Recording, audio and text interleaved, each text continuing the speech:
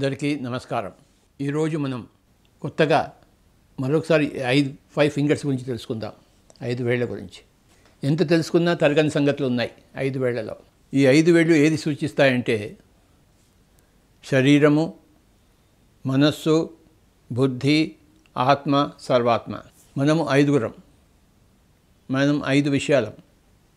ఒక పక్కన శరీరము, ఇంకో పక్కన మనస్సు, ఇంకో పక్కన బుద్ధి, ఇంకో పక్కన ఆత్మ, ఇంకో పక్కన సర్వాత్మ. 5 సామ్రాజ్యాలు ఉన్నాయి. ఖనిజ సామ్రాజ్యము, వృక్ష సామ్రాజ్యము, జంతు సామ్రాజ్యము, మానవ సామ్రాజ్యము, దైవ సామ్రాజ్యం. 5 సామ్రాజ్యాలు ఉన్నాయి. ఖనిజ సామ్రాజ్యం, వృక్ష సామ్రాజ్యం, జంతు సామ్రాజ్యం, మానవ సామ్రాజ్యం,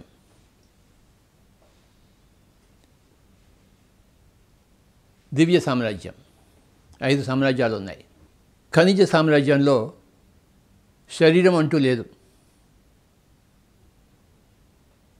కానీ వృక్ష సామ్రాజ్యంలో శరీరం ఒకటి వస్తుంది. ఒక చెట్టు వస్తుంది, ఒక మొక్క వస్తుంది, దానికి ఒక విత్తనం ఉంటుంది.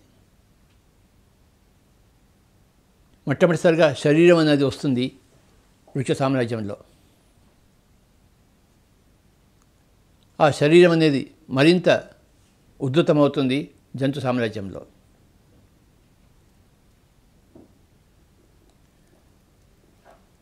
మానవ సామ్రాజ్యంలో ఆ శరీరంతో పాటు ఒక మనసు కూడా వస్తుంది. వృక్ష సామ్రాజ్యంలో ఆ శరీరంతో ప్రాణం ఉంటుంది, స్వల్పమైన మనసు ఉంటుంది. జంతు సామ్రాజ్యంలో ఆ మనసు ఇంకొంచెం ఎక్కువ అవుతుంది. కానీ మానవ సామ్రాజ్యంలో ఆ మనస్సు స్థిరీకరించబడుతుంది. మనస్సు అనే పదార్థం నుంచి మానవుడు వచ్చాడు.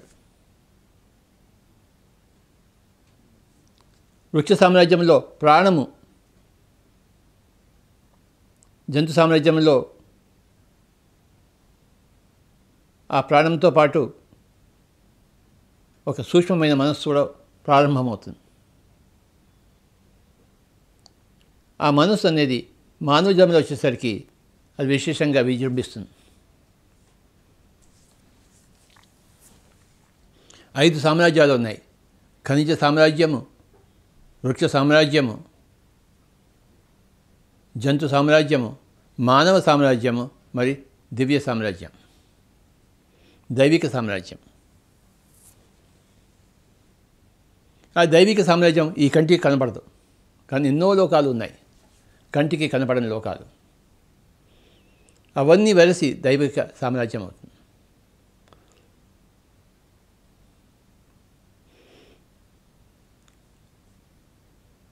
మానవ సామ్రాజ్యం కూడా దైవిక సామ్రాజ్యమే, జంతు సామ్రాజ్యం కూడా దైవిక సామ్రాజ్యమే, వృక్ష సామ్రాజ్యము దైవిక సామ్రాజ్యమే, ఖనిజ సామ్రాజ్యము దైవిక సామ్రాజ్యం. అంత మొత్తంగా వెలసి దైవిక సామ్రాజ్యం. కానీ ఇవన్నీ కూడా కంటికి కనపడే దైవిక సామ్రాజ్యాలు, కంటికి కనపడని దైవిక సామ్రాజ్యాలు ఉన్నాయి. కంటికి కనపడేది ఎంత అంటే హనుమంతుడి తోక అంతా. ఆ తోక మాత్రమే మనం చూస్తున్నాం, కంటికి కనపడేది. హనుమంతుడిని పోగొట్టుకున్నాం. అదే కనపడని దివ్య సామ్రాజ్యం. కనపడే దివ్య సామ్రాజ్యం, కనపడని దివ్య సామ్రాజ్యం ఉంది. కనపడే దివ్య సామ్రాజ్యం హనుమంతుడి తోక అయితే, కనపడని దివ్య సామ్రాజ్యం హనుమంతుడు లాంటిది. అంత తేడా ఉంది. ఆధ్యాత్మికత అంటే ఏంటంటే ఆ కనపడని దివ్య సామ్రాజ్యంలోకి మనం ప్రవేశించడం, దాన్ని ఊహించగలగడం, దాన్ని తెలుసుకోగలగడం, దాన్ని అనుభవించగలగడం. అప్పుడు మనం కంటికి కనపడే సామ్రాజ్యమే కాదు, కంటికి కనపడని సామ్రాజ్యం కూడా మనం భాగస్వాములం అవుతాం. ఖనిజ సామ్రాజ్యము, వృక్ష సామ్రాజ్యము, జంతు సామ్రాజ్యము, మానవ సామ్రాజ్యము, దివ్య సామ్రాజ్యం. మనకి ఈ 4 సామ్రాజ్యాలు ఉన్నాయి, కనబడుతున్నాయి. ఇవి ఖనిజంలోంచి, వృక్షంలోంచి, జంతువులోంచి మానవుడిగా పరిణామ క్రమంలో వచ్చాము మనం. నువ్వు మానవుడు. ఇప్పుడు మానవుడికి ఉండవలసిన లక్షణాలు ఏంటంటే మనసుతో పాటు బుద్ధి. జంతువులకి ఏం బుద్ధి లేదు, అవసరం లేదు. అక్కడ చెట్లకి ఏం బుద్ధి అక్కర్లేదు, అవసరం లేదు. అక్కడ కానీ మానవుడికి బుద్ధి కావాలి, బుద్ధిజీవుడు అవ్వాలి. కేవలం మనస్సున్న జీవుడు కాదు. మనస్సుతో మానవుడైతే బుద్ధితో బుద్ధుడవుతాడు.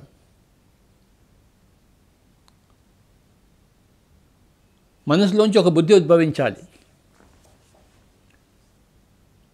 పంకిలంలోంచి ఒక పంకజం వచ్చినట్టు ఆ మానవుడిలో బుద్ధి రావాలి.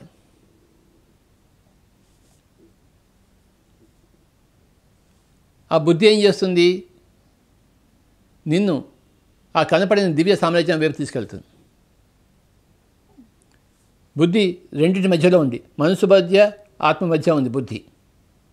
ఈ బుద్ధి అనేది మనసుకి దారి కంట్రోల్ చేస్తుంది, బుద్ధి అనేది ఆత్మ కూడా దారి తీస్తుంది. దాని పేరే బుద్ధి.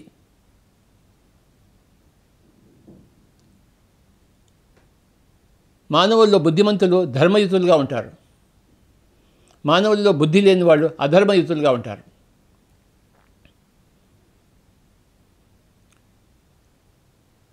మానవుల్లో రెండు రకాలు, బుద్ధి ఉన్నవాళ్ళు, బుద్ధి లేనివాళ్ళు.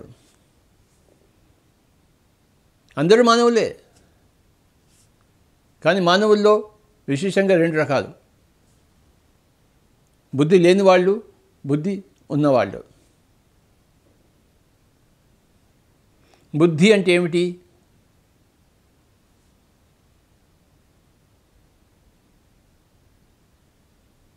విచక్షణ జ్ఞానం, ఏది ఏదో తెలిపే జ్ఞానం, ఏది మంచి ఏది చెడో చెప్పే జ్ఞానం, ఏది ధర్మమో ఏది అధర్మమో చెప్పే విషయం, పదార్థం.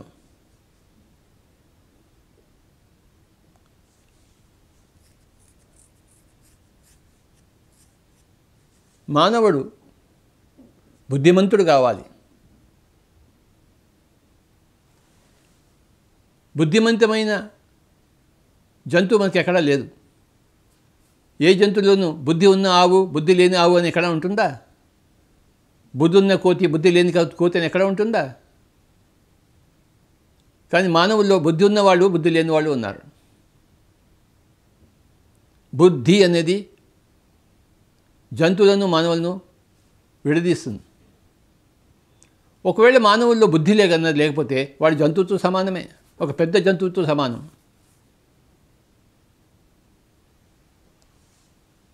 ఒక అభివృద్ధి చెందిన జంతువుతో సమానం.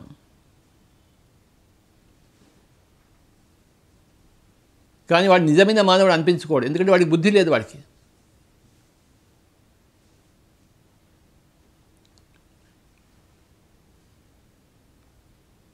బుద్ధి లేని మానవులే రాక్షసులు, బుద్ధి ఉన్న మానవులే దేవతలు.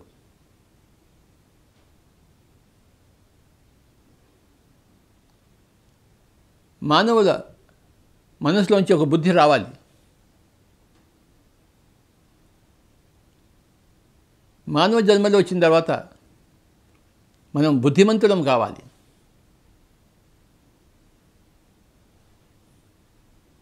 బుద్ధి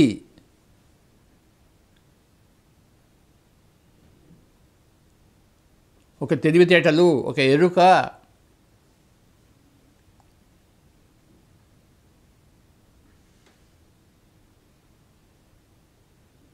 ఒక వివేకము, ఒక విచక్షణ జ్ఞానము,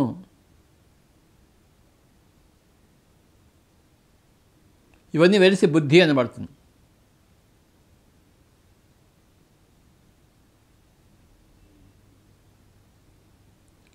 ఆ బుద్ధి అనే పదార్థం 100% అయినప్పుడు వాడు బుద్ధుడు అవుతాడు. మనస్సు శాతం 90, బుద్ధి శాతం 10, లేకపోతే మనస్సు శాతం 100, బుద్ధి శాతం 0. అక్కడి నుంచి మొదలవుతుంది మానవుడు. ఆ 0 నుంచి బుద్ధి శాతం పెరుగుతూ పోతుంటుంది. 100 0 నుంచి 90 10, 80 20, 70 30, 60 40, మనస్సు 50, బుద్ధి 50, తర్వాత మనస్సు 40, బుద్ధి 60, తర్వాత మనస్సు 30, బుద్ధి 70, మనస్సు 20, బుద్ధి 80, మనస్సు 10, బుద్ధి 90, మనసు 0, బుద్ధి 100 అయినప్పుడు బుద్ధుడు అవుతాడు. అంటే గౌతమ బుద్ధుడు అన్నవాడు అక్కడ ఉన్నాడు అన్నమాట. మనసు 0, బుద్ధి 100. అంటే బుద్ధి యొక్క వికాసం ఎంత జరిగింది చూడండి.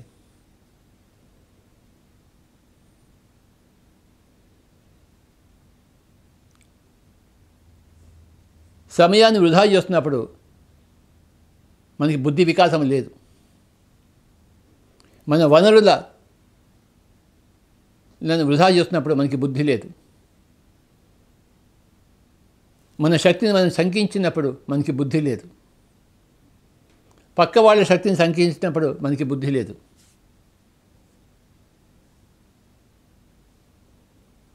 దైవాన్ని అన్ని చోట్ల చూడకపోతే మనకి బుద్ధి లేదు.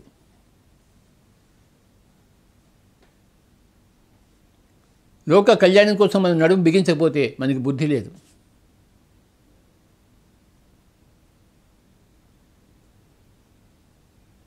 ఎలాంటి పరిస్థితుల్లో ఉన్నా మనం ఆనందంగా లేకపోతే మనకి బుద్ధి లేదు.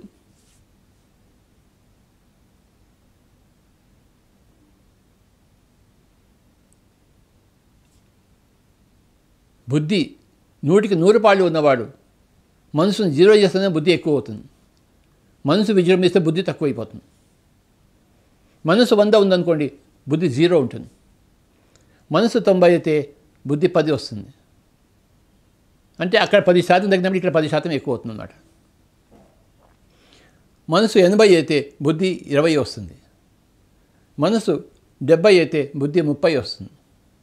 బుద్ధి 40 వస్తే మనసు 60 వస్తుంది. బుద్ధి 50 అయితే మనసు కూడా 50కి వస్తుంది. బుద్ధి 60 అయితే మనసు 40కి వస్తుంది. ఇది లెక్క.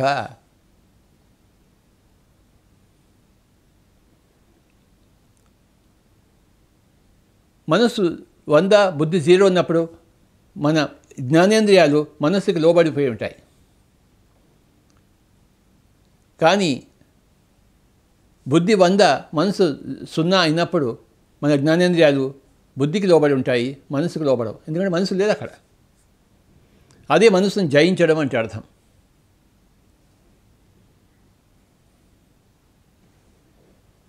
ఆ మనసును జయించిన వాడి పేరు జీనుడు. జయించిన వాడు జైన్, మహావీరుడు. మహావీరుడు తన మనసును జయించాడు. మనసును శూన్యం చేసుకున్నాడు, బుద్ధిని 100 చేసుకున్నాడు.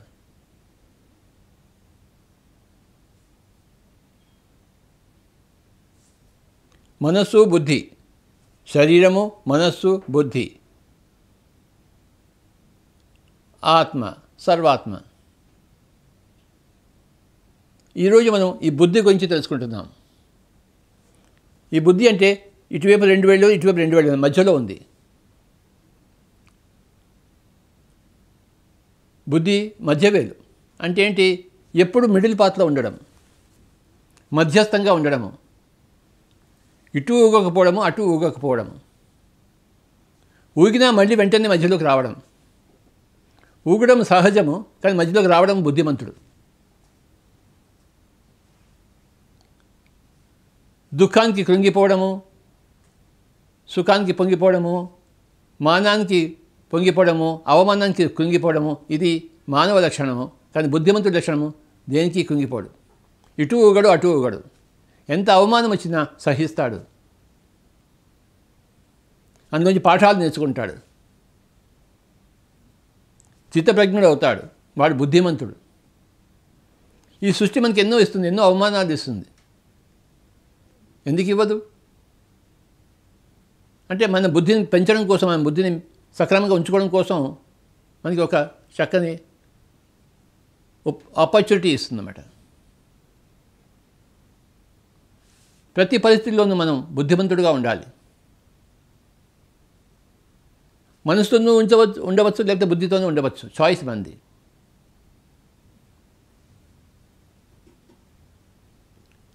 అవమానాలు వస్తూనే ఉంటాయి.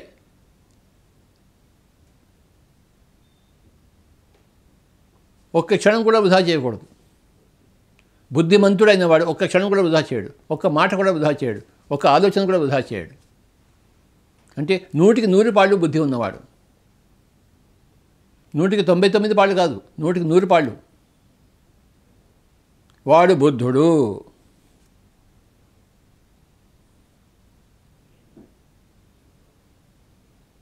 పది శాతం బుద్ధి ఉన్నా బుద్ధి ఉంది, 99% ఉన్నా బుద్ధి ఉంది, కానీ 100% బుద్ధి ఉంటే వాడి పేరు బుద్ధుడు.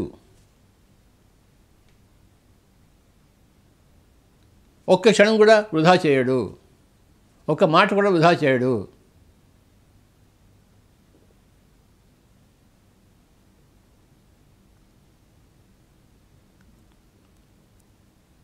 ఒక్క క్షణమే కదా అంటే అది సరిపోదు ఒకానొక బుద్ధుడికి. ప్రతి మాట, ప్రతి క్షణము ఎవరికో ఒకరికి శిక్షణగానే ఉంటుంది ఆ బుద్ధుడి మాట. బుద్ధుడి దగ్గర నుంచి మనం అంతా నేర్చుకుంటాం, ఎందుకంటే అక్కడ 100కి 100 పాళ్ళు బుద్ధి ఉంది కనుక.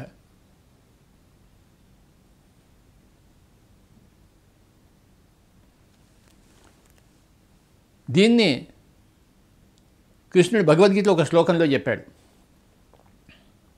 ఏం చెప్పాడయ్యా అంటే, మనుష్యాణం సహస్రేషు కశ్చిత్ యతతి సిద్ధయే యతతామపి సిద్ధానాం కశ్చిన్ మాం వేత్తి తత్వతః. అంటే ఏంటి? మనుష్యాణం సహస్రేషు, వేల కొద్ది మనుషుల్లో, లక్షల కొద్ది మనుషుల్లో, కోట్ల కొద్ది మనుషుల్లో, కశ్చిత్ కొంతమంది సిద్ధయే సిద్ధి కోసం ప్రయత్నిస్తుంటారు. సిద్ధి అంటే ఏంటి? బుద్ధే. సిద్ధి అంటే బుద్ధే.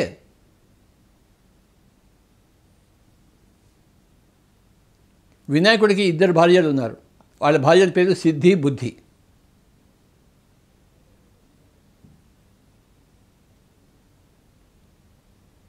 బుద్ధి గురించి ప్రయత్నించడమే సిద్ధత్వం.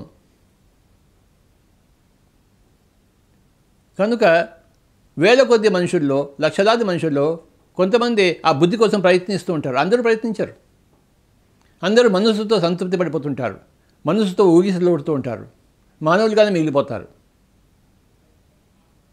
కొంతమంది మటుకు బుద్ధి కోసం ప్రయత్నిస్తుంటారు.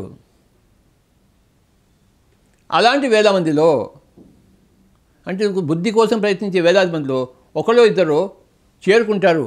ఎక్కడికి చేరుకుంటారు? బుద్ధి 100%కి.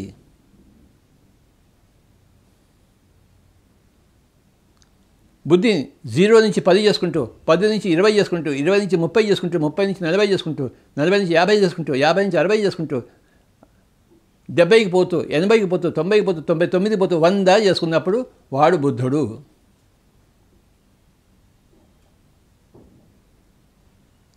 మనుష్యాణం సహస్రేషు కశ్చిత్ యతతి సిద్ధయే. అంటే ఆ సిద్ధత్వం కోసం, పర్ఫెక్షన్ కోసం. ఏమిటా సిద్ధయ్యే అంటే? బుద్ధి రావడమే పర్ఫెక్షన్. బుద్ధి యొక్క శాతం పెంచుకోవడమే సిద్ధి. మనుష్యాణం సహస్రేషు, వేల కొద్ది మనుషుల్లో, కశ్చిత్ కొంతమంది, యతతి అంటే ప్రయత్నిస్తారు, సిద్ధయ్య అంటే సిద్ధత్వం కోసం, పర్ఫెక్షన్ కోసం, బుద్ధి కోసము. యతతామపి సిద్ధానం, ఆ బుద్ధి కోసం పనిచేసేవాళ్ళు, బుద్ధి సాధించుకున్న వాళ్ళు అనేక మందిలో ఒకళ్ళు ఇద్దరు 100కి 100% చేరుకుంటారు అని చెప్పాడు. ఎందుకు మనకి బుద్ధుడు ఆరాధ్య దైవం అయ్యాడు? ఆయనకి 100కి 100 పాళ్ళు సంపాదించుకున్నాడు. ఆయన ఎలా సంపాదించుకున్నాడు? దాన్ని లక్ష్యంగా పెట్టుకున్నాడు ఆయన. మనం పెట్టుకుందామా? ఈరోజు ఇక్కడ పిఎంసి ఆఫీస్లో నేను మాట్లాడడానికి లక్ష్యం పెట్టుకుంటే పరుగు పరుగున వచ్చాను. ఒక 15 నిమిషాలు లేట్ అయిపోయింది, అయినా కూడా వచ్చాను నేను.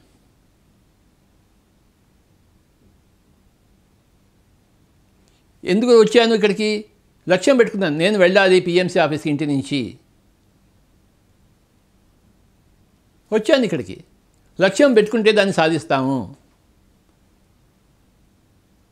కొన్ని రోజులు ఇటు అటు అయినా, కొన్ని క్షణాలు ఇటు అటు అయినా, కొన్ని యుగాలు ఇటు అటు అయినా లక్ష్యం ఉన్నది. ఏమిటా లక్ష్యం అంటే? బుద్ధిమంతుడు కావాలి, బుద్ధుడు కావాలి.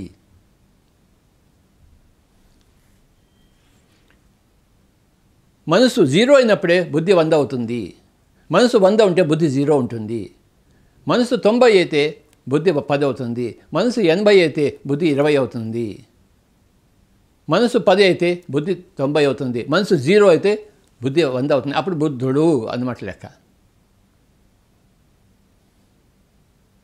వాడు బుద్ధుడయ్యాడు, బుద్ధత్వం సాధించాడు. ఆ సిద్ధత్వమే బుద్ధత్వం, ఆ బుద్ధత్వమే సిద్ధత్వం. ఇద్దరు భార్యలు ఉన్నారు గణపతికి, బుద్ధి సిద్ధి, సిద్ధి బుద్ధి రెండు ఒకటే.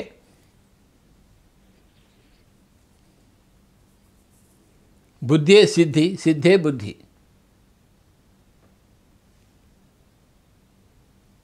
మానవులంతా బుద్ధిమంతులు కావాలి.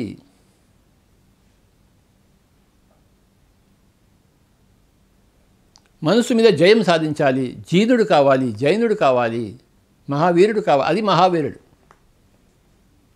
పక్క వాళ్ళని తుపాకీతో చంపితే, కత్తితో చంపితే,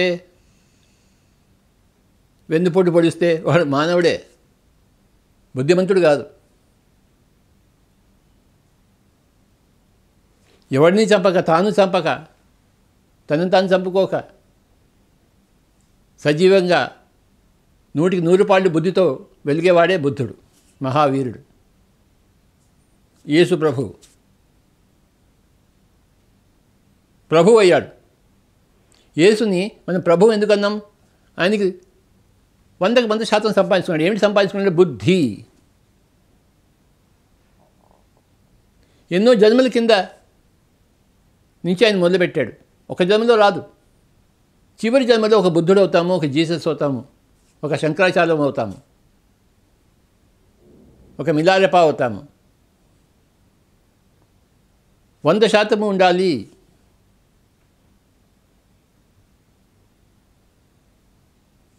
బుద్ధి 0 నుంచి బుద్ధి 100 కావడం కోసం 100 జన్మలు కనీసం లక్షణంగా పడుతుంది.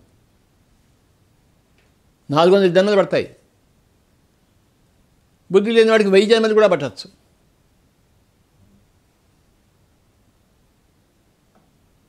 ఎవడిష్టం వాడిది. మానవుడిగా మిగిలిపోతాడా అంటే ఒకనొక శ్రేష్టమైన జంతువుగా మిగిలిపోతాడా, లేకపోతే ఒక బుద్ధుడు అవుతాడా? వాళ్ళ ఇష్టం. ఎవరిష్టం వాళ్ళది, ఎవరి పయనం వాళ్ళది, ఎవరి గమనం వాళ్ళది, ఎవరి గమ్యం వాళ్ళది, ఎవరి ఇష్టం వాళ్ళది.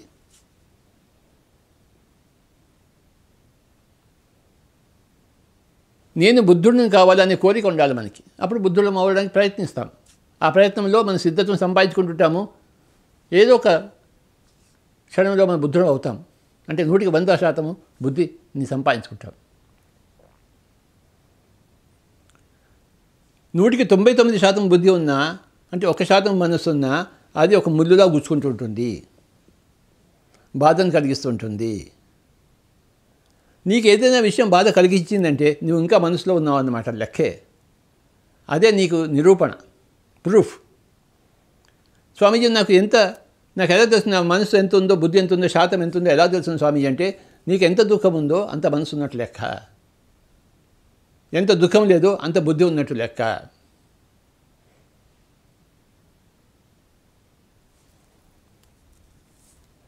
అందరితో బాగానే ఉంటాడు స్వామి, కానీ ఒక మనిషి మటుకు నన్ను దుఃఖపెడుతుంటాడంటే నీకు ఇంకా ఆ ఒక్క మనిషితోనే అక్కడ మనసు ఉంది, అక్కడ నీకు బుద్ధి లేకుండా పోయింది. ఏ మనిషి నిన్ను బాధ పెట్టగలగకూడదు, ఏ విషయం నిన్ను బాధ పెట్టగలగకూడదు. అప్పుడు నీ బుద్ధి 100% ఉన్నట్టు అన్నమాట. నీకేదైనా దుఃఖం వచ్చింది అంటే అదే నీకు సూచిక, నీకు ఇంకా మనసు ఉందోయ్, మనసు శాతం ఇంకా ఉందోయ్, మిగిలిపోయిందోయ్, దాన్ని కరిగించాలోయ్ అని మన దుఃఖం మనకి చెప్తుంది. ఆకలి ఏం చెప్తుంది మనకి? ఇంత కడుపులో వెయ్యబోయ్ అని చెప్తుంది ఆకలి. ఆకలి లేకపోతే వేస్తామేంటి? ఆకలి ఏం చెప్తుంటే మనకి ఒక దిశానిర్దేశం ఇస్తుంది. నువ్వు పోయి ఆ దోశ తిను, ఆ ఇడ్లీ తిను, వడ తిను, ఏదోటి వెయ్యి, నోట్లో వెయ్యి అని చెప్తుంది. అలాగే దుఃఖం ఏం చెప్తుంది? ఇంకా పోయి ధ్యానం చేయబోయ్. నీకు ఇంత దుఃఖం ఉన్నప్పుడు అంత ధ్యానం చేయాలి, కొంత దుఃఖం ఉన్నప్పుడు కొంత ధ్యానం చేయాలి. అసలు దుఃఖమే లేనప్పుడు నువ్వు ధ్యానమే చేయక్కర్లేదు. నీలో ఉన్న దుఃఖం నువ్వెంత ధ్యానం చేయాలో నీకే చెప్తుంది. నీలో ఉన్న ఆకలి నువ్వెంత తినాలో నీకే చెప్తుంది, ఇంకోటి ఎవడో చెప్పక్కర్లేదు.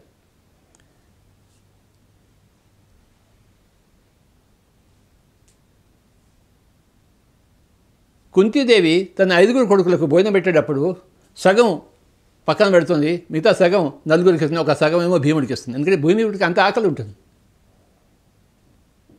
వండిన దాంట్లో సగం భీముడికి, మిగతా దాంట్లో నలుగురికి 4 పాలు చేసి 5గురికి ద్రౌపదితో సహా 5గురికి పెడుతుంది కుంతీదేవి. భీముడికి సగభాగం ఇచ్చేస్తుంది. అంటే భీముడికి అంత ఆకలి ఉంటుంది. వాడి శరీరం పెద్దది, వాడి ఆకలి పెద్దది, వాడి భోజనము పెద్దదే. ఎంత ఆకలి ఉంటే అంత భోజనం చేస్తాం, ఆకలి లేకపోతే ఎందుకు భోజనం చేస్తాం? అలాగే ఎంత దుఃఖం ఉంటే అంత ధ్యానం చేస్తాము. దుఃఖమే లేకపోతే ధ్యానం ఎందుకు? నా దగ్గరికి వస్తారు, స్వామీజీ మేము దుఃఖం భరించలేకుండా ఉన్నాము, మా కారు యాక్సిడెంట్ అయిపోయింది, మా అమ్మగారు చనిపోయారు, మా నాన్నగారు చనిపోయారు, నా పిల్లలు చనిపోయారు, నేను ఒక్కడే మిగిలిపోయాను, కారులో అందరూ చనిపోయారు స్వామీజీ, యాక్సిడెంట్ అయిపోయింది స్వామీజీ, ఇంకా నా బతుకెందుకు స్వామీజీ, అంత దుఃఖంలోనే ఉన్నాను స్వామీజీ. అంటే 100కి 100 పాళ్ళు దుఃఖంలో ఉన్నాడు. అంటే 100కి 100 పాళ్ళు మనసుతోనే ఉన్నాడు, బుద్ధి లేదు అక్కడ. అంత దుఃఖంలో ఉన్నాడంటే అంత మనసుతో ఉన్నాడు, ఇంత కూడా బుద్ధి లేదని చెప్పేసి. అప్పుడు అలాంటి వాళ్ళకి మనం ఏం చెప్తాము? నిజమైన ఆయన, మీ అమ్మగారు చనిపోయారు, నాన్నగారు చనిపోయారు, మీ పిల్లలు చనిపోయారు, నువ్వు మిగిలిపోయావు, నువ్వు ధ్యానం చేయి. ఇంకా నువ్వు ఎంత దుఃఖంలో ఉన్నావో అంత ధ్యానం చేయి, అంత బుద్ధిని సంపాదించుకో, అంత బుద్ధిమంతుడుగా. నువ్వు ధ్యానం చేయలేదనుకో, అలా మానవుడిగానే మిగిలిపోతావు, మనసుతోనే ఉండిపోతావు. మనసు తగ్గాలి, బుద్ధి పెరగాలి. మనస్సు అనేది పంకిలము, బుద్ధి అనేది పంకజము. పంకిలంలో పంకజము, మానవత్వంలో బుద్ధత్వము, దైవత్వము.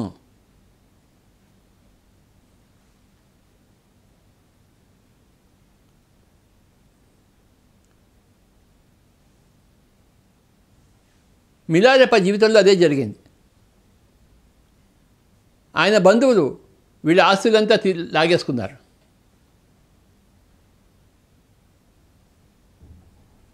ఒక రాజకుటుంబంలో పుట్టిన మిలారెప్ప తండ్రి చనిపోయిన తర్వాత ఆ దాయాదులందరూ వచ్చేసి మొత్తం అంతా లాక్కుని ఈ తల్లిని, మిలారెప్ప యొక్క సోదరిని అందరినీ బయట కూర్చోబెట్టారు. మనసు అంతా రగిలిపోతుంది. బికాలుగా చేశారు, రాజులను బికాలుగా చేశారు. అప్పుడు ఎంత దుఃఖం ఉంటుంది చెప్పండి మిలారెప్పకి. ఏం చేశాడు మిలారెప్ప? నేను వీళ్ళ మీద ప్రతీకారం తీర్చుకుంటాను, నా దుఃఖానికి వీళ్ళంతా కారణమయ్యారు, మా ఆశనంతా కొల్లగొట్టారు, మమ్మల్ని వీధి పాలు చేశారు. ఆ మిలారెప్పకి ఒకటే లక్ష్యం, వీళ్ళని నేను సర్వనాశనం చేయాలి. అప్పుడు ఏం చేశాడు? ఒక మాంత్రికుడి దగ్గరికి వెళ్ళాడు, బ్లాక్ మెజిషియన్ మిలారెప్ప. స్వామీజీ, నా యొక్క జీవిత లక్ష్యం ఏంటంటే ఈ ఊరి వాళ్ళందరినీ సర్వనాశనం చేయడము. నాకు విద్య ఇస్తారా? ఎలాగైతే వాళ్ళని సర్వనాశనం చేయగలను అంటే మాత్రం నీ ఇష్టం నాయన, నీకు ఏది కావాలంటే అది ఇస్తాను అని విద్య నేర్పించాడు, క్షుద్ర విద్య. ఆ ఉపాసన చేశాడు, ఆ మంత్రం జపించాడు. మంత్రంతో శక్తులు వస్తాయి కదా, మంత్రంతో జపించాడు, అందులో సిద్ధహస్తుడయ్యాడు. ఆ క్షుద్ర విద్యలో వెళ్ళాడు, తన ఊరి పొరి మీదకి వెళ్ళాడు. వాళ్ళంతా హాయిగా జీవిస్తున్నారు, మిగతా వాళ్ళందరూ కూడాను పార్టీ చేసుకుంటున్నారు. ఈయన ఏం చేశాడంటే పెద్ద భీభత్సాన్ని తెప్పించాడు. తన మంత్రశక్తితో ఆకాశం బద్దలై మొత్తం అంతా వరదలు వచ్చి మొత్తం ఊరంతా కొట్టుకుపోయింది. అందరూ హాహాకారాలు చేశారు.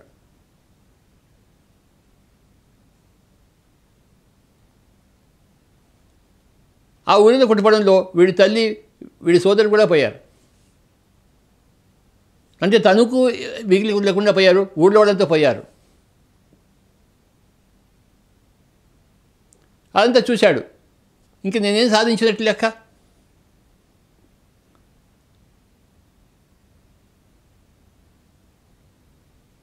పగ తీర్చుకున్నాడు కానీ దుఃఖంలోంచి బయటకు రాలేదు, ఇంకా దుఃఖంలో ఉన్నాడు. ఏమిటి ఎన్ని పాపాలు చేశానా అని చెప్పేసి ఆ మిలారెప్ప మళ్ళీ బయలుదేరాడు ఒక సద్గురువుని వెతుక్కుంటూ. ఆ మిలారెప్ప అప్పుడు ఒక ఆయన దొరికాడు, మార్పా అనే అతను దొరికాడు. స్వామీజీ, నేను క్షుద్ర విద్యని అభ్యసించాను, ఎన్నో పాపాలు చేశాను, నా మనసుకి సుఖం లేకుండా పోయింది, అల్లల్లాడుతుంది నా మనస్సు, ఆ ప్రతీకారం తీసుకుంటే ఏ ఆనందం అనుభవిస్తాను అనుకున్న ఆనందం లేకుండా అయిపోయింది, శూన్యం అయిపోయింది,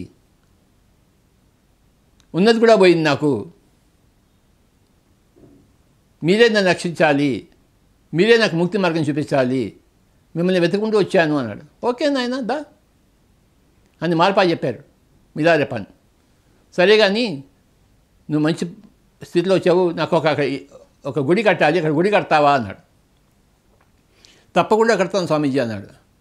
ఆ పెద్ద పెద్ద రాళ్ళు తీసుకొచ్చేసి ఆ మిలారెప అక్కడ గుడి కట్టడం మొదలుపెట్టాడు ఒక చోట పొలంలో.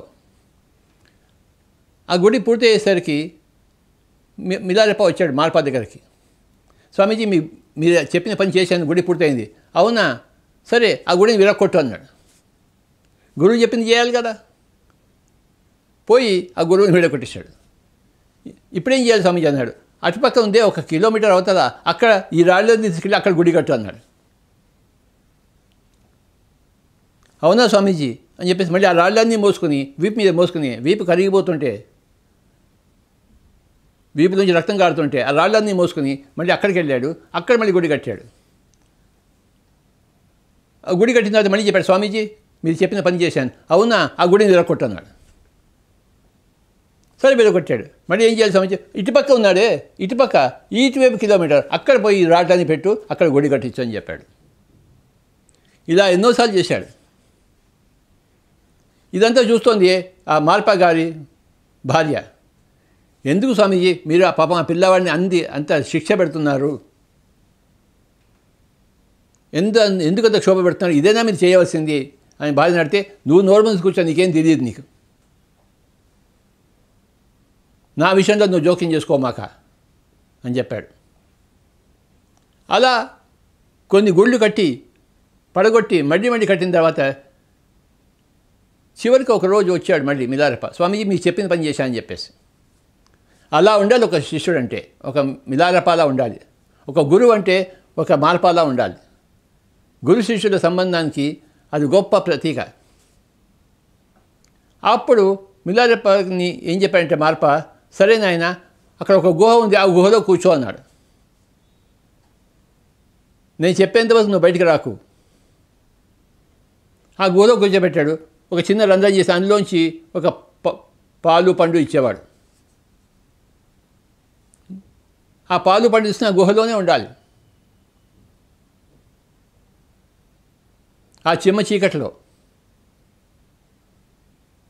అంటే అప్పుడు ధ్యానం గురించి చెప్పాడనమాట. అంత చేయించుకున్న తర్వాత కర్మ తీరాలి కదా. ఆ క్షుద్ర విద్య నేర్చుకొని ఎంతమంది ప్రాణాలు తీశాడో అంతకంత అనుభవించాలి కదా. ఆ మార్పాకు తెలుసు మిలారెప ఏమేం చేశాడు, దాన్ని పరిహారం ఏంటో అని తెలుసు. అంత చేయించాడు. అంత అనుభవించిన తర్వాత అప్పుడు ధ్యానం నేర్పించాడు. ఆ మిలారెప ధ్యానం చేశాడు.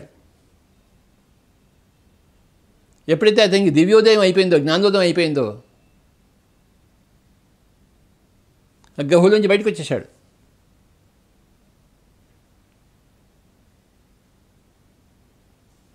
తన ప్రాంతానికి వెళ్ళిపోయాడు. అక్కడ అందరికీ ధ్యానం చెప్పడం మొదలుపెట్టాడు. ఎంత స్థాయికి చేరుకున్నాడంటే అంటే మిలారెప గాలిలో ఎగిరేవాడు. ఆ చుట్టుపక్కల ప్రజలంతా గాలిలో అలా మిలారెప పోవడం చూశాడు, హనుమంతుడిలాగా. ఆయన ఏం తినేవాడంటే ఆ పర్వతాల మీద ఉండే నాచు ఉంటుంది, నాచుని తినేవాడు. ఆయన నాచుని తిని ఆయన శరీరం అంతా పచ్చగా అయిపోయింది. ఆ పచ్చగా ఉన్న శరీరంతో అలా తిరిగేవాడు ఆకాశంలో. అంటే అంత గొప్ప స్థాయికి వెళ్ళాడు. మిలారెప ఒక్క జన్మలో ఎక్కడి నుంచి ఎక్కడికి వెళ్ళాడు చూడండి. బుద్ధి 0 నుంచి బుద్ధి 100కి వెళ్ళాడు ఒకటే ఒక జన్మలో. మిలారెప యొక్క జీవితము గొప్ప తార్కాణం, గొప్ప స్ఫూర్తి మన అందరికీ.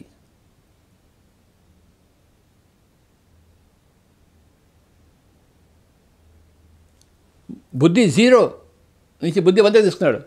అంటే క్షుద్ర విద్య అందరిని చంపడం, తన మంత్రశక్తితో ఊరినంతా సర్వనాశనం చేయడం, అది బుద్ధి జీరో కాకపోతే ఇంకేంటది? అరే బాబా, అపకారికి ఉపకారం చేయాలి, అది బుద్ధి. అపకారికి అపకారం చేసేవాడు బుద్ధి లేనివాడు. ఉపకారికి ఉపకారం చేయాలి.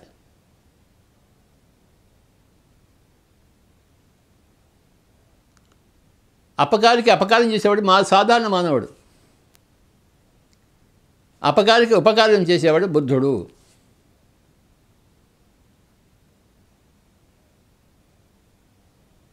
అపకారం ఎవరైనా నీకు చేశాడంటే వాడు దేంతో చేస్తున్నాడు? వాడి మనసుతో వాడు చేస్తున్నాడు. వాడికి మళ్ళీ నువ్వు అపకారం వస్తే నీ మనసు కూడా అందులోనే ఉంది. తేడా ఏముంది? వాడికి నీకు తేడా ఏముంది? అపకారికి అపకారం చేస్తే వాడికి నీకు ఏం తేడా ఉంది? అపకారికి నువ్వు ఉపకారం చేసావనుకో, అప్పుడు వాడికి నీకు తేడా ఉంది. అంటే వాడు మానవుడు, నువ్వు బుద్ధుడు అయ్యావు. నిరంతర ఉపకారమే, ఎక్కడా అపకారం అనేది లేదు.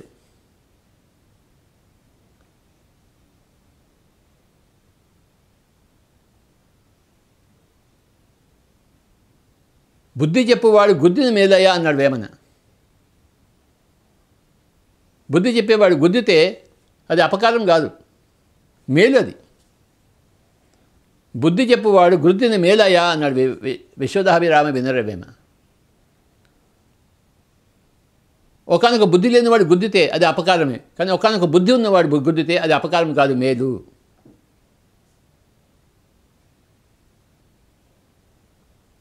బ్రహ్మజ్ఞానికి బ్రహ్మహత్యాపాతకం లేదన్నారు ఇందుకోసమే. బ్రహ్మజ్ఞానికి బ్రహ్మహత్యాపాతకం లేదు. బుద్ధి ఉన్నవాడు గురుదిన మేలయ. కృష్ణుడి చేతిలో శిశుపాలు చదివితే వాడికి మేలయ.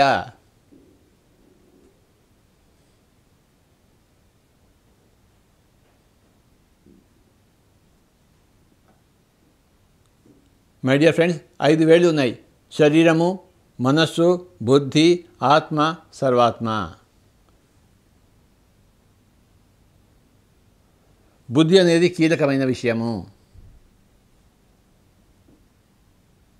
బుద్ధి ద్వారా ఏం చేస్తామంటే మనస్సు మీద జయం సంపాదిస్తాము. బుద్ధి అనేది ఆత్మ యొక్క ప్రాపకం పొందుతుంది. బుద్ధి 100 అయినప్పుడు మనం ఆత్మగా మిగులుతాము, రాజిల్లుతాము. బుద్ధి ఉంటేనే ధ్యానం చేస్తాము. ధ్యానం ద్వారానే బుద్ధి యొక్క వృద్ధి వస్తుంది.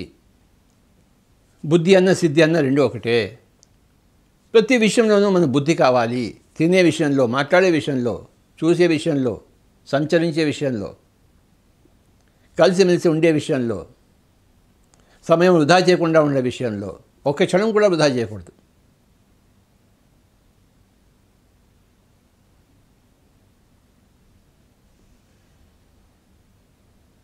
ఒకటే క్షణం కదా అనుకుంటే కాదు, ఒక్క క్షణం కూడా వృధా చేయకూడదు. ఆ స్థితికి మనం రావాలి. ఆ లక్ష్యం మనం పెట్టుకోవాలి. మనం బుద్ధుళ్ళం కావాలి. 100% బుద్ధి ఉండాలి. మనసును 0 తీసుకుంటే బుద్ధి 100 అవుతుంది. మనసు 100 ఉంటే బుద్ధి 0 అవుతుంది. మనసు 50 అయితే బుద్ధి 50 అవుతుంది. మనసు 40 అయితే బుద్ధి 60 అవుతుంది. మనసు 10 అయితే బుద్ధి 90 అవుతుంది. ఈ మనసుని తగ్గించుకోవడమే అదే ధ్యానము. యోగ చిత్తవృత్తి నిరోధ.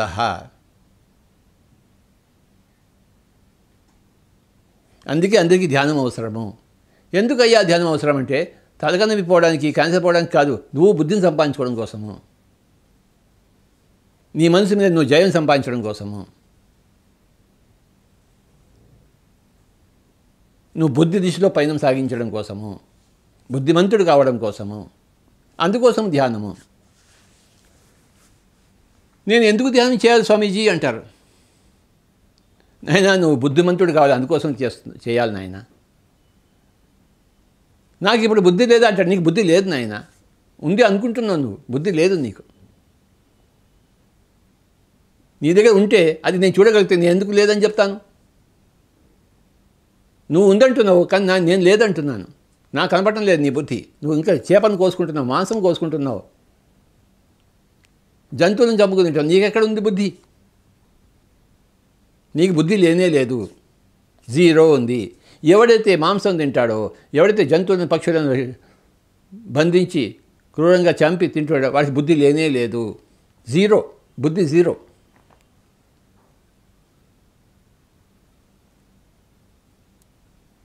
నీకే బుద్ధి ఉంటే ఆ జంతువుని ఎందుకు చంపుతావు? వంకాయ తింటావు, ఆలుగడ్డ తింటావు, అంతేకాని జంతువుని తినవు, ఆ మేకని కోడిని తినవు. నువ్వు తింటున్నావు అంటే నీకు బుద్ధి లేదన్నమాట, జీరో. అదే లెక్క, అంతకన్నా వేరే లెక్క నాకు అక్కర్లేదు.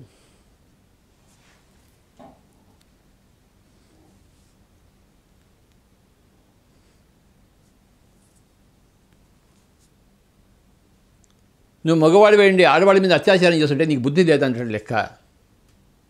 బుద్ధి ఉంటే ఎందుకు అత్యాచారం చేస్తావు? చేయవు కదా. జంతువులను పీక్కు తింటున్నావు, మగవాడు కాబట్టి ఆడని పీక్కు తింటున్నావు, ఆడవాళ్ళని. పిల్లలు నీ ప్రాపర్టీ అనుకుంటున్నావు. ఏది నీకు బుద్ధి లేదు. నీకు చెట్లను నడుగుతున్నావు అనవసరంగా. బుద్ధిని సంపాదించుకో. ఎలా సంపాదించుకున్నావు అంటే ధ్యానం చేయి, స్వాధ్యాయం చేయి, సజ్జన సాంగత్యం చేయి, నీకు బుద్ధి క్రమేపీ వస్తుంది. 3 మార్గాలు బుద్ధి సంపాదించడం కోసం: ధ్యానము, స్వాధ్యాయము, సజ్జన సాంగత్యం. శాకాహారం ఫస్ట్ మాంసాహారం నుంచి శాకాహారం రావాలి, తర్వాత ధ్యానం చేయాలి, స్వాధ్యాయం చేయాలి, సజ్జన సాంగత్యం చేయాలి. అప్పుడు నువ్వు బుద్ధిమంతుడు అవుతావు. బుద్ధి నీలో చిగురిస్తుంది, తర్వాత అది శాఖలుగా విస్తరిస్తుంది, పుష్పిస్తుంది, ఫలిస్తుంది. ఫలించినప్పుడు నువ్వు బుద్ధుడయ్యావు. 100% బుద్ధం. ఆ 100% బుద్ధి సంపాదించుకున్న వాళ్ళ శరణుని కోరుకున్న బుద్ధం శరణం గచ్చామంటే అది అర్థం. బుద్ధం శరణం గచ్చామి, తర్వాత ధర్మం శరణం గచ్చామి అంటే అలాంటి బుద్ధులు చెప్పిన మాటలన్నీ మనకి ధర్మము. ఆ ధర్మాన్ని నేను అనుసరిస్తున్నాను, ధర్మం శరణం గచ్చామి. అలాంటి బుద్ధుల సంఘంలో నేను చేరి ఉన్నాను, ఆ సంఘానికి శరణం గచ్చామి. బుద్ధం శరణం గచ్చామి అంటే 100% ఉంది అక్కడ బుద్ధి. పిరమిడ్ మాస్టర్స్ అంటే 100% ఉన్న బుద్ధి ఉన్నవాళ్ళు. ప్రాపంచిక జీవితంలో హాయిగా జీవిస్తూ ఆధ్యాత్మిక జీవితంలో హాయిగా జీవిస్తున్న వాళ్ళు. ప్రాపంచిక జీవితం మానసిక సన్యాసం తీసుకొని వాళ్ళు. ఎంత కష్టాలు ఉన్నా, ఎన్ని నష్టాలు ఉన్నా ప్రాపంచిక జీవితంలో చిరునవ్వుతో జీవించేవాళ్ళు.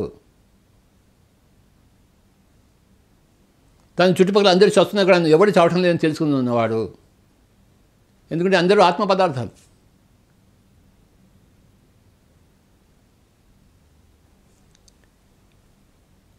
ఇసుమంత కూడా దుఃఖం లేని వాళ్ళే పిరమిడ్ మాస్టర్స్.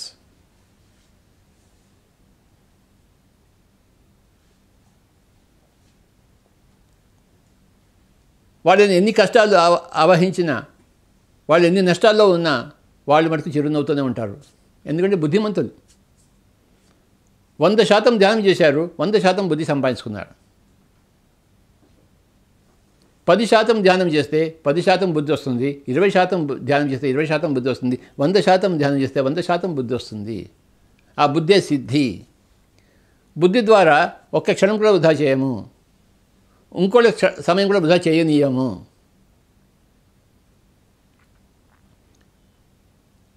ఇంకోళ్ళ వృధా మాటలను మనం మాట్లాడనీయము. మనం వృధా మాటలు మాట్లాడము. మనం బుద్ధుడిగా అయిన తర్వాత అందరినీ బుద్ధుడిగా చేస్తాం మనం. అదే మన ప్రయత్నం, అదే మన ఆనందం, ఒక బుద్ధుడి యొక్క ఆనందం.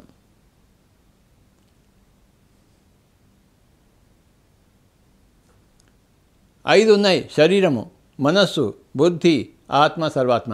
శరీరము వృక్ష సామ్రాజ్యానికే ఉంది, జంతు సామ్రాజ్యానికే ఉంది. ఖనిజ సామ్రాజ్యంలో శరీరాలు లేవు. ఒక ప్రత్యేకమైన శరీరం తయారవుతుంది, అదే సెకండ్ డైమెన్షన్. వృక్ష సామ్రాజ్యము, జంతు సామ్రాజ్యము. థర్డ్ డైమెన్షన్ మానవుడు. మనసు విజృంభిస్తుంది. మనసు పరిపరి విధాల పోతుంటుంది. 10 తలకాయలుగా ఉంటుంది మనసు. ఒక తలకాయ కాదు, 10 తలకాయల రావణాసురుడు,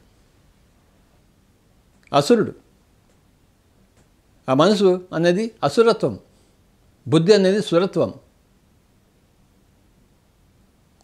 మానవ సామ్రాజ్యంలో అసురులు సురులు, మెల్లిమెల్లిగా అసురత్వం పోయి సురత్వం వస్తూ ఉంటుంది. ఎన్నో జన్మలు పడుతుంది.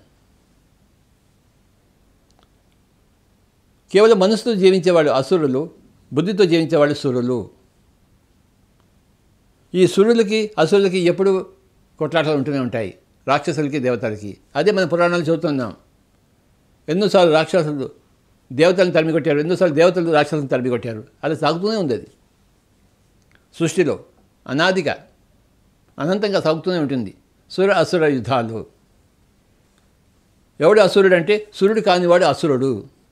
ఎవడు సురుడు అంటే బుద్ధిమంతుడైన వాడు సురుడు. బుద్ధి లేని వాళ్ళే అసురులు. సుర అసుర సంవాదము, యుద్ధము ఎప్పుడు జరుగుతూనే ఉన్నాయి సృష్టిలో.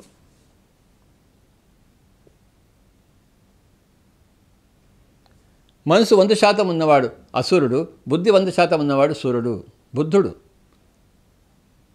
బుద్ధి అధిక శాతం ఉన్నవాళ్ళంతా సురులు. బుద్ధి 100% ఉంటే వాడు బుద్ధుడయ్యాడు, పరమాత్ముడయ్యాడు. పరమ ఆత్ముడు, హయ్యెస్ట్ లెవెల్ సోల్.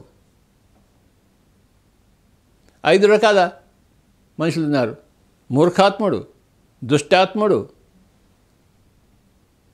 శుభాత్ముడు, మహాత్ముడు, పరమాత్ముడు. ఎవరైతే బుద్ధిని 100% తీసుకుని వాళ్ళు పరమాత్ములు అయ్యారు. భగవాన్ బుద్ధ అన్నాం, భగవాన్ మహావీర అన్నాం, భగవాన్ ఓషో అన్నాం. ఓషోని చంపేశారు, దయానంద సరస్వతిని చంపేశారు, జీసస్ ప్రభుని చంపేశారు. ఎందుకు చంపరు? అసురులంతా చేరి సురులను చంపేస్తారు.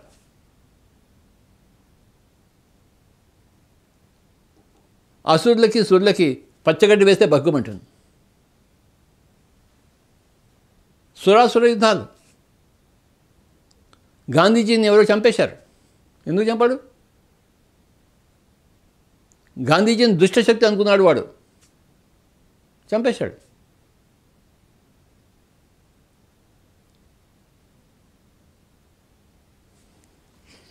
ఐదు రకాల మనుషులు ఉన్నారు. మూర్ఖాత్ముడు అంటే కేవలం శరీరం నేనే అనుకున్నవాడు. దుష్టాత్ముడు మనసులో విజృంభించాడు. శుభాత్ముడు బుద్ధిని వికసింపజేసుకునేవాడు. మహాత్ముడు బుద్ధి 100% దగ్గరగా అయిపోయాడు. పరమాత్ముడు బుద్ధి 100% అయిపోయాడు. పరమాత్ముడు. మనుష్యానాం సహస్రేషు కశ్చిద్ యతతి సిద్ధయే యతతామపి సిద్ధానాం కశ్చిన్ మాం వెత్తి తత్వతః. వేల కొద్ది మనుషుల్లో కొంతమంది బుద్ధి కోసం ప్రయత్నిస్తారు. అలాంటి బుద్ధి కోసం ప్రయత్నించే వాళ్ళు కొంతమంది పరమాత్ములు అవుతారు. అంటే 100% బుద్ధి సంపాదించుకుంటారు. మూర్ఖాత్ముడు నేను కేవలం శరీరం అనుకుంటున్నాడు. అంటే వాడు ఒక జంతువుతో సమానం, ఒక వృక్షంతో సమానం. దుష్టాత్ముడు మానవుడిగా ఎదిగాడు కానీ అసురుడిగా అయిపోయాడు. శుభాత్ముడు సూర్యుడు అయ్యాడు. మహాత్ముడు పరమాత్ముడి దగ్గరగా చేరాడు. పరమాత్ముడు అయ్యాడు. Highest level soul. మూర్ఖాత్మ, దుష్టాత్మ, శుభాత్మ, మహాత్మ, సర్వాత్మ. గాంధీజీ గారు మహాత్ముడైన తర్వాత మళ్ళీ 1953లో ఇంకో జన్మ తీసుకున్నాడు. ఇంకో జన్మలో వాకింగ్ అయ్యాడు ఆయన. మళ్ళీ మన మెంగళూరులో, కర్ణాటక రాష్ట్రంలో మెంగళూరులో ఒక దగ్గర అజ్జా అని చెప్పేసి ఒక మహాత్ముడుగా పెట్టి ఆయన అంతా ధ్యానమే చేశాడు. ఒక 10 సంవత్సరాల కింద శరీరం వద్ద పెట్టేశాడు. పరమాత్ముడు అయిపోయాడు ఆయన. ఎవరికి తెలియదు ఆ సంగతి. ఆ ఆశ్రమంకి నేను వెళ్ళొచ్చాను. అజ్జా అనే ఆశ్రమం. ఆయన అంతకుముందు జన్మలో ఆయన మహాత్మా గాంధీ గురించి మహాత్ముడు అయ్యాడు. ఈ జన్మలో పరమాత్ముడు అయ్యాడు. పక్క వాళ్ళకి తెలిసే నువ్వు పరమాత్ముడు ఏమిటి? నీకు నువ్వు గ్రహించుకున్నావు అంతా, అది పరమాత్ముడు అయ్యావు. నువ్వు పరమాత్మ అయ్యావు. ఎవరైనా కావాలంటే మెంగళూరుకి, కర్ణాటక రాష్ట్రంలో మెంగళూరుకి 30 కిలోమీటర్ల దూరంలో అజ్జా ఆశ్రమం ఒకటి ఉంటుంది. అక్కడ మీరు వెళ్ళి రండి. అక్కడ మీకు తెలుస్తుంది. అంటే గాంధీజీ గారి తదుపరి జన్మది. మహాత్ముడిగా అయిన తర్వాత పరమాత్ముడిగా కావడం కోసం జన్మ. ఎందుకు కాడైనా బ్రహ్మాండంగా అవుతాడు. మహాత్ముడు పట్టుబడితే పరమాత్ముడు కాలేడా? మూర్ఖాత్ముడు పట్టుబడితే దుష్టాత్ముడు అవుతాడు. దుష్టాత్ముడు పట్టుబడితే శుభాత్ముడు అవుతాడు. శుభాత్ముడు పట్టుబడితే మహాత్ముడు పట్టుబడితే పరమాత్ముడు అవుతాడు. పట్టుబట్టాలి. దేనికి పట్టుబట్టాలి? మన నెక్స్ట్ స్టెప్కి వెళ్ళడం కోసం మనం పట్టుబట్టాలి. నువ్వు మూర్ఖాత్ముడు అయితే నువ్వు కేవలం శరీరం మనసును సంపాదించుకో. అది వాడికి నెక్స్ట్ స్టెప్. మనసును సంపాదించుకున్నవాడు బుద్ధిని సంపాదించుకోవాలి. బుద్ధిని సంపాదించుకున్నవాడు ఆత్మను తెలుసుకోవాలి. ఆత్మను తెలుసుకున్నవాడు సర్వాత్మలో తత్వాన్ని సంపాదించుకోవాలి. పరమాత్ముడు కావాలి. మూర్ఖాత్ముడు, దుష్టాత్ముడు, శుభాత్ముడు, మహాత్ముడు, సర్వాత్ముడు. మూర్ఖాత్ముడు, దుష్టాత్ముడు వాడికి అది ప్రగతి. అది ప్రగతి. అది దుర్గతి కాదు, అది ప్రగతి. కానీ పరంపరగా ఆ దుష్టాత్ముడు శుభాత్ముడు అవుతాడు. పరంపరగా శుభాత్ముడు మహాత్ముడు అవుతాడు. పరంపరగా మహాత్ముడు పరమాత్ముడు అవుతాడు. ఎవరైనా అవుతారు, అందరూ అవుతారు. గాంధీజీ గారు ఆయన ధ్యానం చేయలేదు, ఒక్కటే ఆయనకి తక్కువైపోయింది. మిగతా అన్నీ బాగానే ఉన్నాయి ఆయనకి. ఆ ధ్యానం కోసం ఇంకో జన్మ ఎత్తాడు, ఆయన సంపాదించుకున్నాడు. అలాగే పిరమిడ్ మాస్టర్లు అందరూ ధ్యానం కోసం వచ్చిన వాళ్ళే. గత జన్మలో మహాత్ములుగా ఉన్నవాళ్ళే, ఈ జన్మలో పరమాత్మలు కావడం కోసం ధ్యానం కోసం వచ్చిన వాళ్ళే, సంపాదించుకున్న వాళ్ళే పిరమిడ్ మాస్టర్స్ అందరూ. మిమ్మల్ని మీ ఇంట్లో గుర్తించక్కర్లేదు, పక్కవాడు గుర్తించక్కర్లేదు, మీరు కానీ పరమాత్మలు అయ్యారు. ఎవరైతే ధ్యానాన్ని నేర్చుకున్నారో, ధ్యానాన్ని సాధన చేశారో, ధ్యానాన్ని బోధిస్తున్నారో, ధ్యానాన్ని ప్రచారం చేసిన వాళ్ళంతా గొప్ప పరమాత్మను కాక ఇంకెలా ఉంటారు? పిరమిడ్ స్పిరిచువల్ సెరమనీలో ఎంతమంది పరమాత్మలు ఉన్నారో లెక్కే లేదు.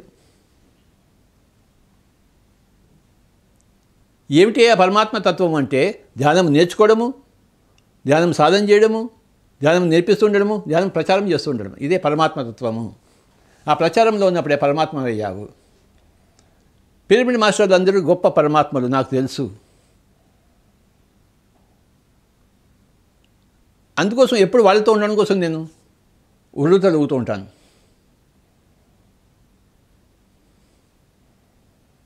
నేను ఒక పరమాత్మని అయ్యాను, నాకు తోటి పరమాత్మలు అందరూ కావాలి. నా సంఘం నాకు కావాలి కదా, నా పరివారం నాకు కావాలి, నా కుటుంబం నాకు కావాలి కదా.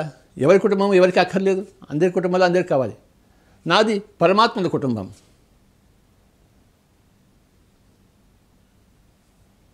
నాలుగు విషయాలు: ధ్యాన నేర్చుకోవడము, ధ్యాన సాధనలో ఉండడము, ధ్యానం నేర్పించడము, ధ్యానం ప్రచారం చేయడం. ఇది పిరమిడ్ మాస్టర్ నేర్చుకున్నారు, సాధన చేశారు, పక్క వాళ్ళకి నేర్పిస్తున్నారు. మరి జూమ్లలో అందరికీ ప్రచారం చేస్తున్నారు ఇంట్లో కూర్చుని. ఇంతకన్నా పరమాత్మ తత్వం ఎక్కడుంది? ఇంకేమిటి?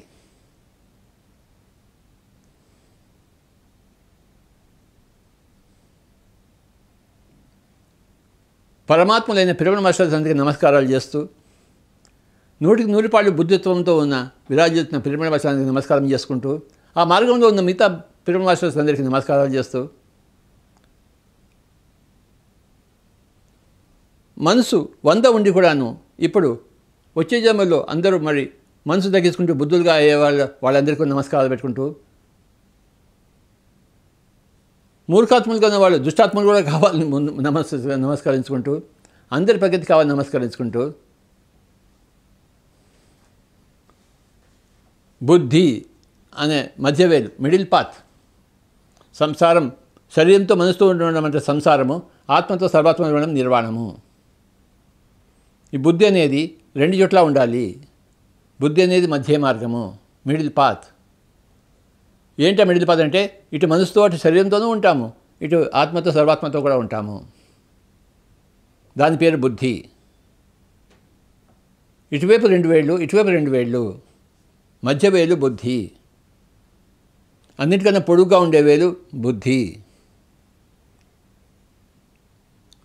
శరీరంతోనూ ఉంటాము, ఒకనొక వృక్షంలో ఒకనొక జంతువులా ఉంటాము, మనసుతో ఉంటాము, ఒకనొక మానవుడిగా ఉంటాము, మరి ఆత్మగా ఉంటాము, ఒకనొక సూర్యుడిగా ఉంటాము, మరి సర్వాత్మతో ఉంటాము, ఒకనొక పరమాత్మగా ఉంటాము. మై డియర్ ఫ్రెండ్స్,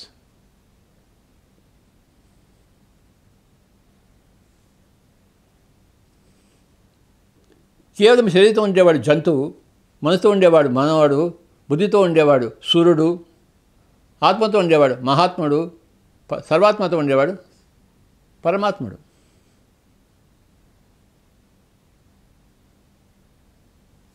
ధ్యానం అన్నది ముఖ్యము, అందరికీ కావాల్సింది. ధ్యానం ద్వారానే సకల సమస్యలు పరిష్కరించబడతాయి. శరీరం యొక్క సమస్యలు, మనసు యొక్క సమస్యలు, బుద్ధి యొక్క సమస్యలు, ఆత్మ యొక్క సమస్య, ఆత్మకి సమస్యమే ఉండదు. శరీరానికి, మనసుకి, బుద్ధికి సమస్యలు ఉంటాయి, ఆత్మకి సమస్యలు ఉండవు. సమస్య రహితం. ఇంకా సర్వాత్మ సంగతి చెప్పాలా? సృష్టికర్త. పరమాత్మగా అయినవాడు సృష్టికి ప్రతి సృష్టి చేస్తుంటాడు. పిరమిడ్ కడుతూ ఉంటాడు. అంతకుముందు అక్కడ పిరమిడ్, ఇప్పుడు పిరమిడ్ కడుతున్నారు. ఎవరు కడతారో ప్రతి సృష్టి ఎలా జరుగుతుంది? పరమాత్మ అయ్యాడు. పరమాత్మ ద్వారానే ప్రతి సృష్టి జరుగుతుంది.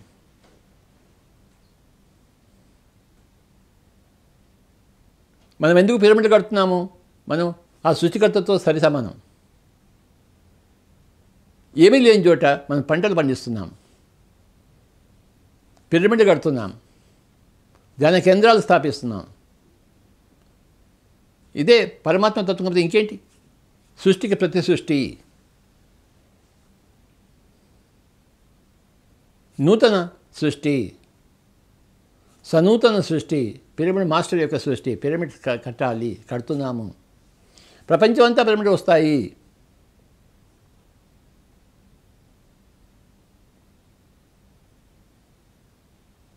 పిరమిడ్ మాస్టర్లు అందరికీ నమస్కారం చేస్తూ ఒక 5 నిమిషాలు ధ్యానం చేద్దాం. హాయిగా కూర్చున్నాం.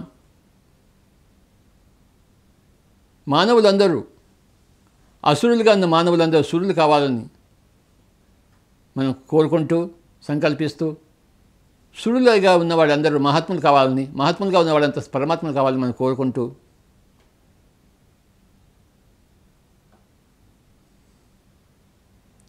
మూర్ఖాత్మ స్టేజ్ నుంచి ఎవడు దుష్టాత్మగా మారకుండా డైరెక్ట్గా శుభాత్మగా మారాలని కోరుకుంటూ, దుష్టాత్మగా ఎవరు ఉండకుండా కర్మని మూట కట్టుకోకుండా ఉండాలని కోరుకుంటూ, మూర్ఖాత్మ నుంచి డైరెక్ట్గా శుభాత్మకి ఎగబాకాలని కోరుకుంటూ ఒక 5 నిమిషాలు ధ్యానం చేద్దాం. ఉచ్ఛ్వాస నిశ్వాసాలతో కూడి ఉందాం. హాయిగా కూర్చున్నాం. వేళ్ళల్లో వేళ్ళు పెట్టుకున్నాం. సుఖాసనం, స్థిర సుఖామాసనం. శరీరాన్ని సుఖంగా ఉంచుకుంటూ, మనసుని సుఖంగా ఉంచుకుంటూ, బుద్ధిలో వికసిస్తూ, ఆత్మతత్వాన్ని సంగ్రహిస్తూ పరమాత్మగా ఎదుగుదాం మనం.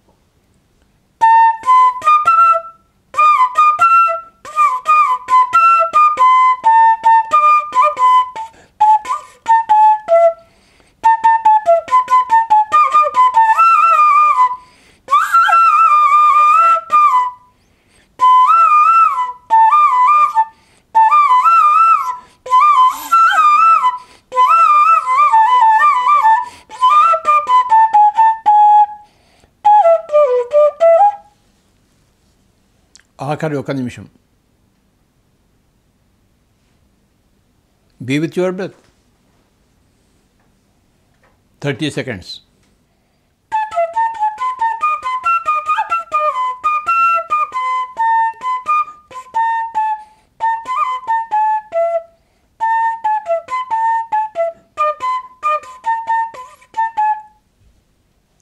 Ten seconds. 9, 5, 4, 3, 2, 1, 0. మెల్లిగా 2 చేతులు 2 కళ్ళ మీద పెట్టుకుందాం. Thank you very much.